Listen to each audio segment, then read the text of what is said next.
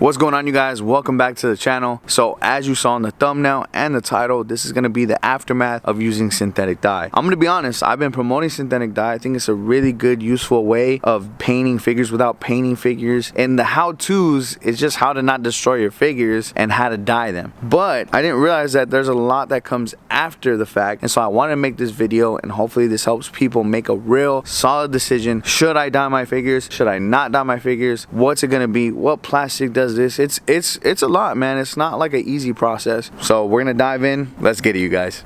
You are not a Jedi yet.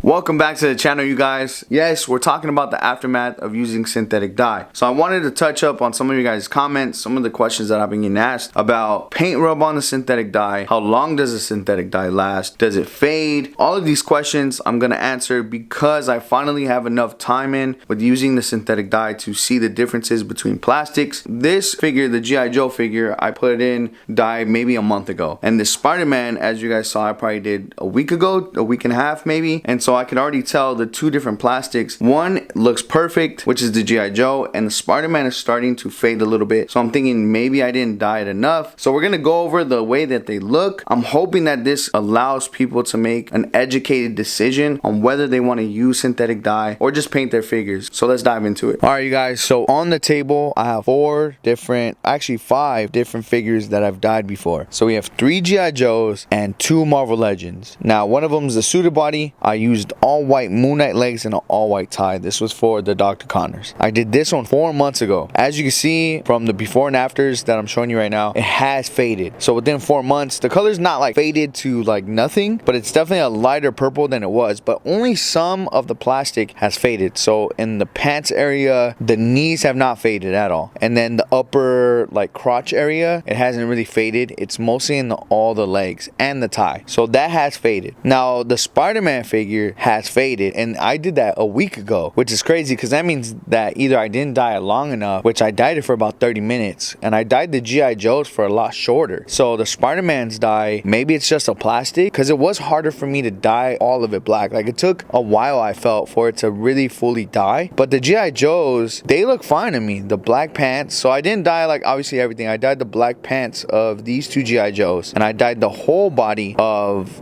this G.I. Joe right here. There's a little bit of parts in the chest area where it didn't fully dye, but that kind of happened as I dyed it. But none of that color is faded. None of the black is faded. It has been a month, like I said, since I've dyed this, and none of that has faded at all, and it looks good. And the crazy thing is, when I dyed it, some of the blue parts that you can see, that stayed. So some of the blue didn't even dye, and for me, I wasn't upset about it. I was like, man, this actually makes it look cooler because it kind of still has the essence of the original figure. So far within a month, this looks good. The G.I. Joe plastic has been sticking for the dye for me. Looking at these 2 guys, you could clearly see that the pants are still black. Nothing faded, nothing's changed, and I like the way they look. You know, obviously I'm sad about the Spider-Man. You know, I'll put him right there, and the Spider-Man next to the 2 black pants, you could clearly tell that the Spider-Man is not as fully black as he could be, whereas the G.I. Joe pants are a pretty decent black. So before I get into the guns, I want to touch up on this question that I was asked. Does the dye rub off on other figures, or does it rub off on your hands after you dye it? And we're not talking about like right after. Obviously right after you want to be careful because it will rub off, but we're talking about 4 months, a month, a week. Does the dye rub off on your fingers or on other figures? Like you can see here, I'm rubbing the Spider-Man. It does not rub off on my thumb. Rubbing the G.I. Joe figures, nothing's coming off on my thumb.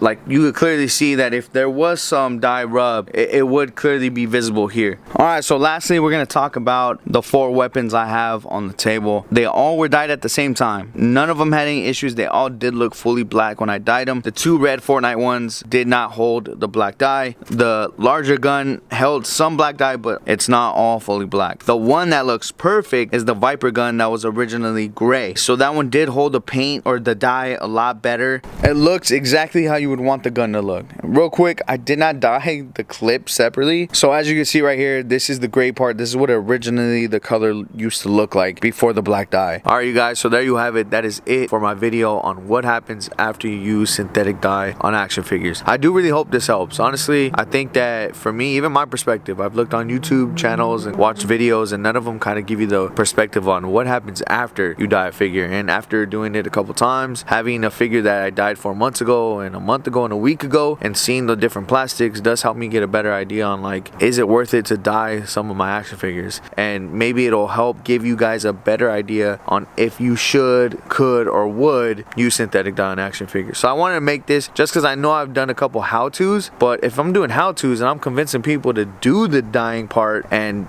they don't know what happens after, so I do want to give you guys an after the fact so you kind of get a better idea of not everything's gonna come out perfect. Shed some light on this because I did not know that it fades. You know, some of them obviously we saw in the video, not everything is gonna fade, or maybe it'll fade later. Who knows, in like 4 years, a year, that Dr. Connors figure might not even be purple anymore, but I don't know because I haven't done it that long, so we'll find out together. But thank you guys so much for watching this video. Until the next one, you guys, let's get it. I told you fools, this is gonna be a good video.